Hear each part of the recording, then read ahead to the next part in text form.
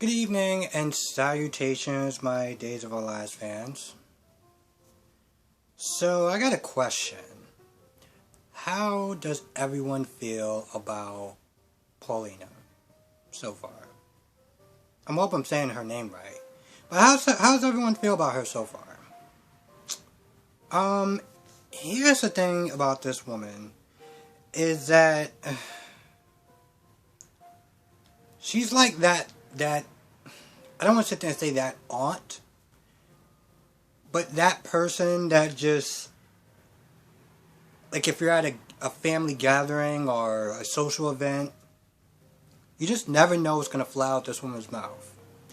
And 80% of it might be offensive. It might just make people feel uncomfortable.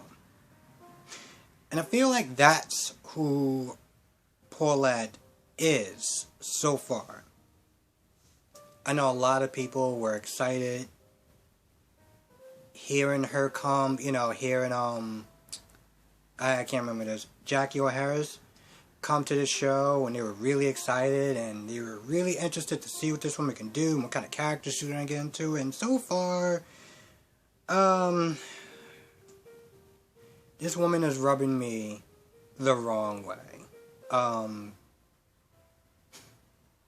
I can't. I can't, honestly tell you the truth, I feel like every time that she's on screen, I'm just like, what is she going to say next? And I don't mean that in a good way. I really don't. I'm not saying she's a terrible character, okay? I'm not trying to bag on this woman. It's just, watching her today just really made me feel so uncomfortable. So uncomfortable. So after she's sitting there talking to Abe about how this place is white and that place is white and this place, after all that, which was not gonna lie, kind of difficult to listen to, they wound up stopping at Julie's place. She walks in there and they meet for the first time, Julie and Paulette.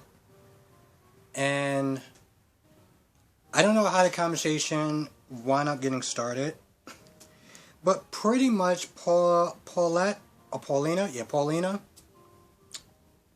said, one second. And I actually had to write this down because I was like, I'm sorry, what? Why would Jules be named after some old white lady? Why would Jules be named after some old white lady?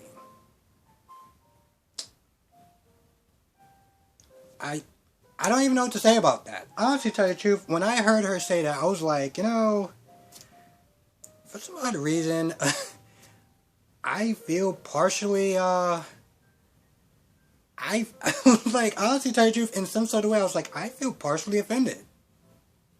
And this is coming from a black man. And I'm just like, what?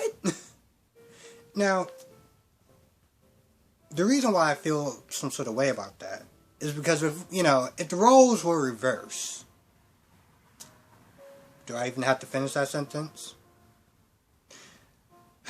So after Abe finally gets a chance to actually talk, he's like, yeah, that's Eli's grandmother.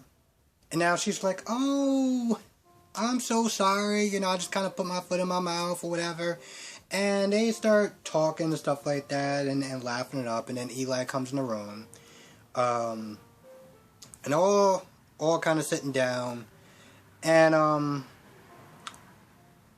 Eli's mother comes in.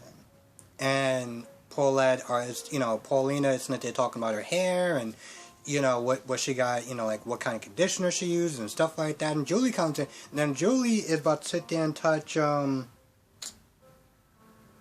mother's hair. I'm not gonna lie, I cannot remember her name for the life of me, but she's about to touch her hair. And Paulina is like, yeah, just, no. No. Now, after she explains why, Julie starts laughing or whatever, and it's all good and copacetic. And Lonnie is, telling people, Abe is going to be the godfather of one of the children. I forgot which one. And Theo's going to be the godfather of another one. And as soon as they're about to sit there and talk about the godmother, like the godmother's going to be, Paulina gets up and she's all like, "Oh, thank you." Now everybody in the room is not there looking at this chick. Everyone is looking at her like, the hell is wrong with her? They're all just like shocked. And she's all like, "Thank you, thank you, thank you." And at this point Lonnie just cannot get a word in. So she's all like, "Thank you," and she starts talking about some speech or whatever, and then she just kind of flies out. And at this point, Eli's like, "So, what are we gonna do about this?" Now everyone, that was sitting there already knew that Julie was gonna be the godmother. So how they're gonna explain that to her and how she's gonna I actually was writing how is she gonna react to the fact that she's not the godmother of one of the twins. Well, I pretty much just kind of crossed that off, so I guess I'll just save that for another time. But yeah, her character is something. Definitely have to sit there and say something. I'm not gonna get into the whole racial thing because I kind of already touched on that, but I'm just kind of wondering what they were thinking when they wrote this character. Just a little bit. Like, what were they thinking? Don't get me wrong, I don't think that she's a bad character. I just think there's certain things that she says that just, for me personally, just rubs me the wrong way. And you know what? By the way, since we're on talking about rubbing the wrong way, I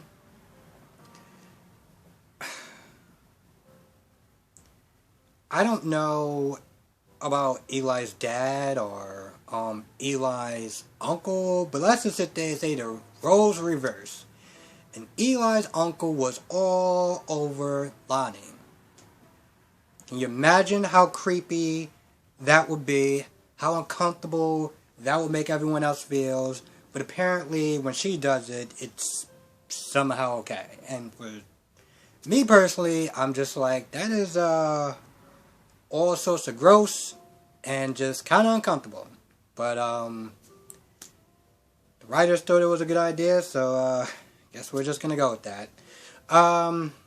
Theo was talking to Lonnie earlier about his girlfriend that we never seen ended, and apparently we're supposed to care.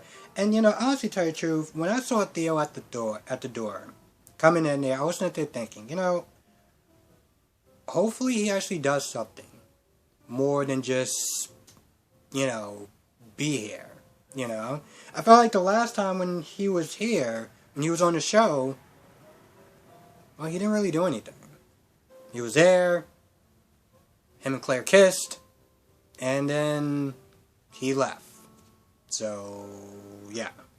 But I guess it's perfect timing since Charlie's not there, so I guess I got another slot for another guy, so hopefully he'll be there longer and he'll contribute something to the show. And I'll just leave it at that. Eli and his mother, that I cannot remember her name, talked for a little bit before that whole mess went down. Now here's a pointless scene, to an extent. I say to an extent because if you're a Gabby fan, then you're going to enjoy the scene, because, you like Gabby. But for me, I felt like this scene was just entirely pointless. So she's crying about Jake, and Rome comes over and asks what's going on, and she's like, I got dumped. And, I mean, once she tells the situation, I think me and Rome was just like, but you weren't together. So how are you dumped? Now, I get it. Rejection sucks for everyone, and it's not an easy pill to sit there and swallow.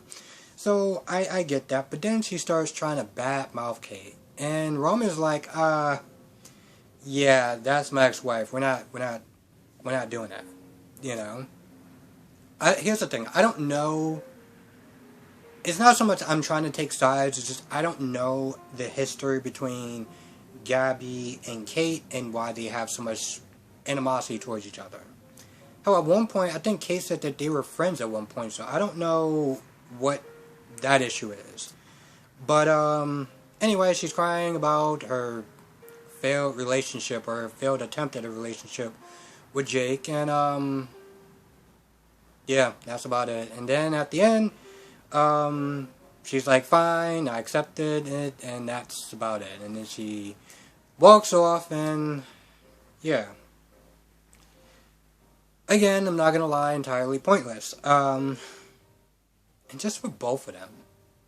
But, whatever, I guess they gotta have a scene there to stretch out the hour, and this was the scene. What else we got? Now, Ben goes to Sean and he tells her about the cell phone and everything like that, and, you know, how they can track it and try to find, you know, where they're holding, Sierra at. So they're doing that, and at some point, Ben decides he wants to sit there and, call Evans. You know, because Sean's like, you know, it's going to take a couple hours before them to sit there and pinpoint, you know, an exact location between the cell towers and stuff like that. And Ben, in his infinite wisdom, decides to call Evans. And when Evans answers the phone, Sean takes the phone away, and Sean is pretty much, more or less, like, you're an idiot. I want you to know that. Because if they catch on, if Evan catches on to the fact that we know that Sierra's alive, he can either kill her or move her. And either way, that's not good for us. Here's the thing. I get that Ben feels useless. He wants to try to do something, but, you know, it's a good thing that Sean's there because that was just a dumb move. But long story short, they find out, actually, not gonna lie, now that I think about it, Ben actually did something smart. I mean, in a stupid way. He did something by accident. Let's just put it this way. He did something by accident. Because they were able to trace the call and realize that it's coming from where Ben lives. So, in a way, it's kind of a stupid mistake that actually turned out to be useful. So, in some sort of way, I actually, now I think about it, I kind of feel stupid for calling Ben stupid. So, there you go. Anyway, they got a location as far as where Evans may be at, so they're going to go over there. Now we got to talk about Claire. Claire. You know,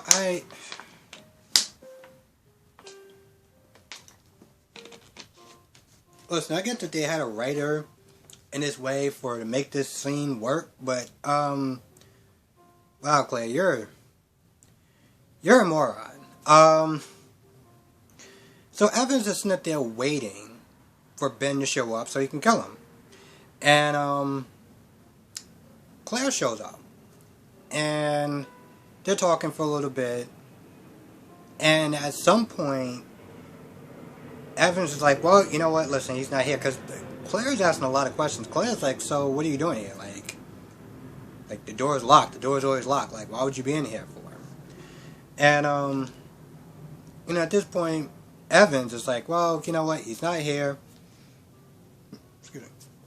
He's not here, so, you know, I guess I'll just, you know, go and try to find him, whatever. And that's when Claire's like, hey, wait, I know you.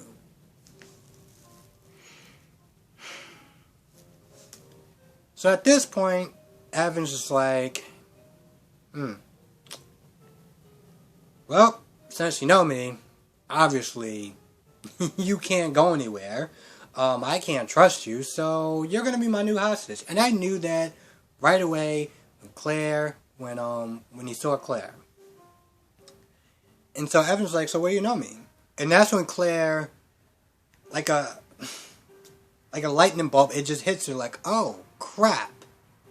You're that guy that's always on the Stairmaster. You're that guy that's always on the whatever exercise machine. Like you're that guy. You're that intense guy. And Evan's just like, no, I'm not. And you know that. You know exactly who I am. And he starts calling Sierra the B word that I'm just not going to use. And that's when Claire's like, well, you know, she's not that, and, you know, it's your fault, and, you know, you ruined your own life. And at this point, Evan pulls out the gun and is like, well, here's the thing. You might want to just kind of watch your mouth for how you talk to me, because, you know, I'm the guy with the gun. And I'm just, I'm going to wait for Ben, and I'm going to decide what to do with you. So at this point, well, Claire is hostage, and, yeah. Oh, Claire. Like I said, here's the thing, like, I know that they had to write Claire in a certain way to make this scene work. You know, just to add some intensity to it, some, you know, some suspense. So, okay, fine. But, wow, Claire, they just really had to kind of write her in a really stupid way. Good job. I mean, hell, not that long ago, she actually tricked, Charlie into giving a confession. I mean, it may not have held up in court, but still. So she's smart enough to do that, but she knows who this guy is and how dangerous he is, and you just blurt out your mouth, hey, I know who you are. Yeah. So, anyway, let me just double check my notes. Anyway, more or less, I think that's actually about it. I think that's about it. But if I miss anything, write it down in the comment section below. Thank you so much for watching. I always appreciate when people watch, comment, and stuff like that. So yes, thank you. With that being said, I'm going to go. Let me know what your thoughts are in the comment section below. I will catch you in the next video.